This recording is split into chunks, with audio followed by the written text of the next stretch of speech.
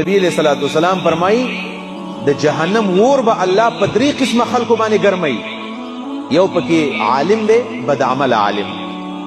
و دا شاته سړی داسې کار وکړي چې دا پلاس یې راغستی دی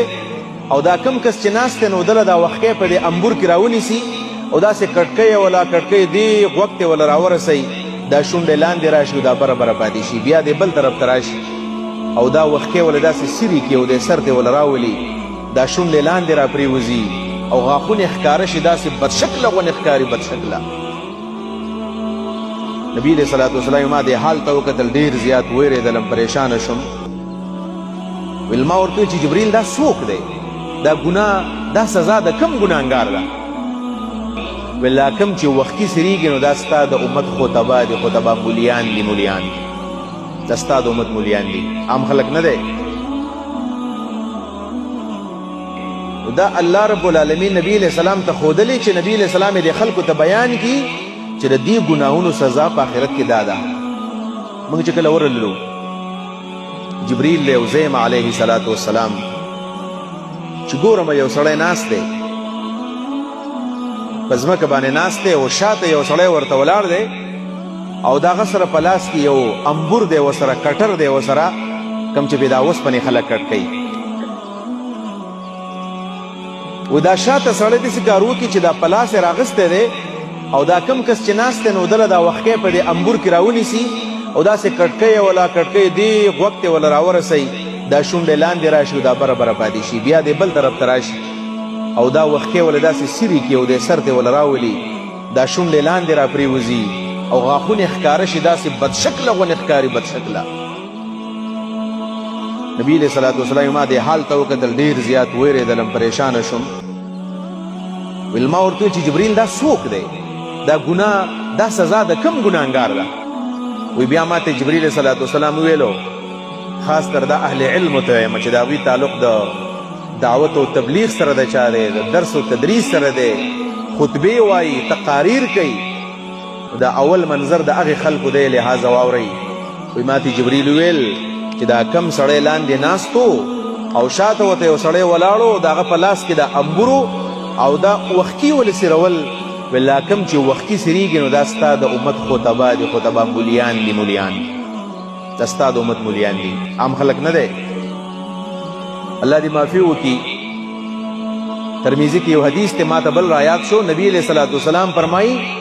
د جهنم اور به الله په درې قسمه خلکو باندې ګرموي. یو پکې عالم دی، بد عمل عالم، یو هغه سخي دی چې ریاکار دی، او د هغې سره یو هغه مجاهد دی چې هغه د ریاکارۍ دپاره جهاد کړی دی. په دې به الله تعالی د جهنم اور ګرموي. الله دې موږ دې نه وساتي. نبی علیہ الصلوۃ والسلام ته وایي دا ستا د امت خطبه دي، خطبه چې د ځان نه حدیث جوړوي، د ځان نه واقعه جوړوي، د دې لپاره چې دا خلک په دې باندې ویریږي. قرآن او سنت کافي دی زموږ دپاره. د ځان نه حدیث جوړولو ته او د ځان نه واقعي جوړولو ته هېڅ حاجت نشته. د قرآن او د حدیث لوی ذخیره زموږ سره موجود ده. دا هغه مولیان دي او هغه خلک دی چې بې سند او بې ثبوته خبرې به یې کولې او عوام به په دې باندې ګمراه کول. لہذا اهل علمو ته زما درخواست دی چې کله د یو واقعي سند درته نه معلوم، کله د یو حدیث سند درته نه دی معلوم، کله ته په دین باندې نه پوهېږې نو بیا مه ورکوه چاله دعوت. دا دین داسې لاوارثه مړی خو نه دی،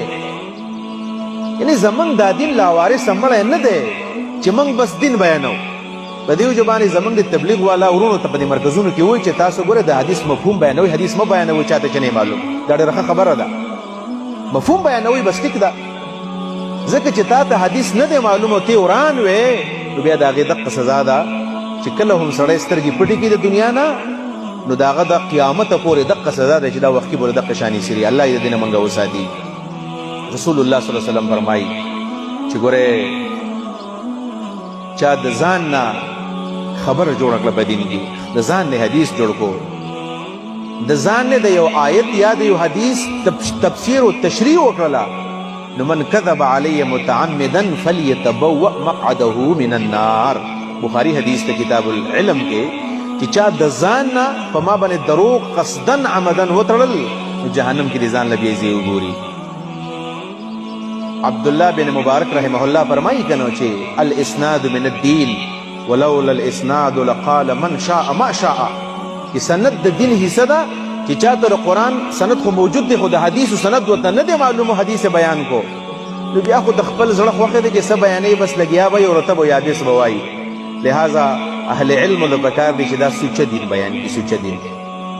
بدقسمتي دا ده زمونږه څوک زما په خبرو باندې خفم نشي ګوره چې کله یو سړی ډریور نه وي څوک په ګاډی چلی نه چلی پې څوک ګاډی چې یو سړی تعلیم یې نه کړی څوک هغه استاذۍ له اخلي نه اخلي چې یو سړی پایلټ نه دی نو څوک پې جهاز نه چلی یو سړی سرجن نه دی که نه نو په ایم بی بی ایس ډاکټر باندې څوک اپریشن او سرجریانې نه کوي یاره وایي دله کوالفاید سړی پکار دی دله هوښیار سړی پکار دی خو زموږ یو لاوارثه دین دی لاوارثه چې څوک پې نه پوهېږي بس په دې باندې به خبره کوي لګیا به یې او په دین باندې به خبره کوي واحد دا یو لاوارثه مړی موږ جوړ کړی دی لہذا عزتمندو یاد ساتئ ګورئ دا دین لاوارثه نه دی دا د جناب محمد رسول الله وسلم میراث دی دا د انبیاو میراث دی لہذا هغه خلک به بیانوي په سند باندې چې چا سره علم وي هسې نو زموږ د خبرو د لاسه څوک ګمراه چېرته نه شي دې کې به ډېر احتیاط کوو ځکه که موږ بالفرض دین غلط بیانوو نو هندو ستړی خدای ناراض دقه طریقه ده چې زموږ منظر بیا دقه دی د آخرت منظر بیا زموږ دقه دی